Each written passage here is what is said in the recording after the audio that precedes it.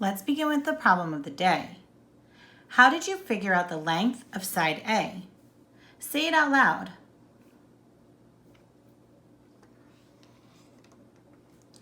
I heard some scholars say that they broke this shape up into two smaller rectangles by drawing a dotted line from where the 3 feet and 5 feet meet on the inside corner across to line A.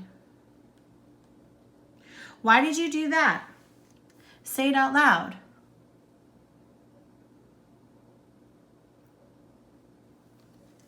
Yes, we know that opposite sides of a rectangle are equal.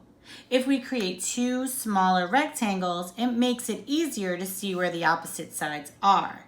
Let's keep that in mind as we continue through the problem. Opposite sides of a rectangle are always equal. How did you use this rectangle to find the length of side A? Say it out loud.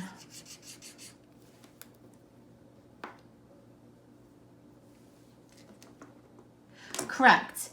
If we look at the top rectangle, we know that the length is 3 feet on the right, so it must be 3 feet on the left as well.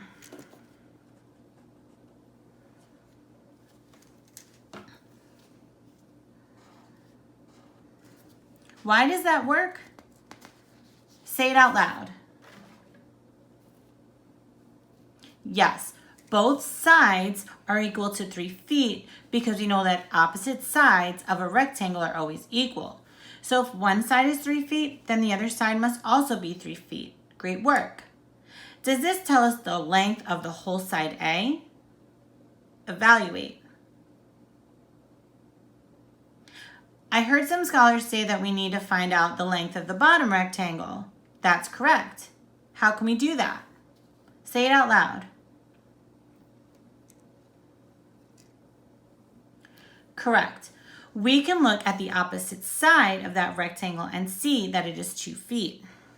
So the bottom part of that rectangle must also be 2 feet. So how can we find the length of the whole side A? Say it out loud. Right.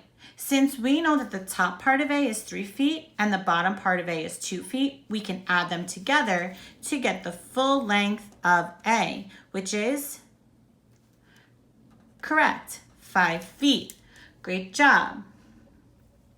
How did you figure out side B? Say it out loud.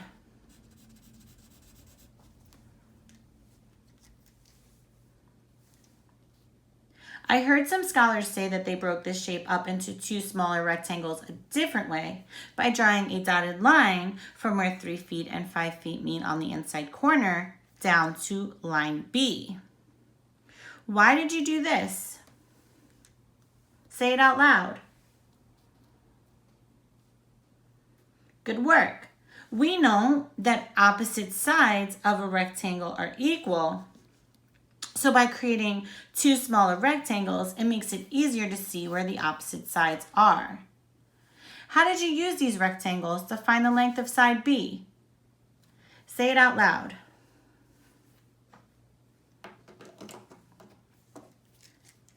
Yes, if we look at the rectangle on the left, we know that the length is 2 feet at the top, which means that it also must be 2 feet at the bottom. How did you know that this side of B was 2 feet? Say it out loud.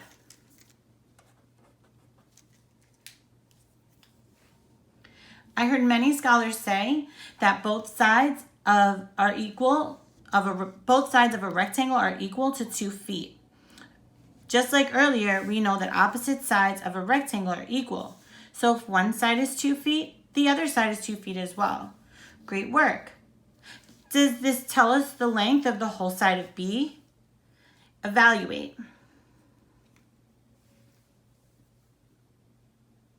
Correct. This does not tell us the whole length of B. We need to find out the length of the rectangle on the right side first. How can we do that? Say it out loud. Great job. We can look at the opposite side of that rectangle and see that it is 5 feet at the top. So the bottom must also be 5 feet because opposite sides of a rectangle are always equal. How can we find the total length for side B? Say it out loud. Yes, since we know the left side of B is 2 feet and the right side of B is 5 feet, we can add them together to get the length of B, which is, correct, 7 feet. How did we find the missing side lengths? Say it out loud. Yes, we partitioned irregular shapes into rectangles, then used that rule that the opposite sides of a rectangle are always equal to find the missing length. Great job, mathematicians. Keep this in mind as we try one more.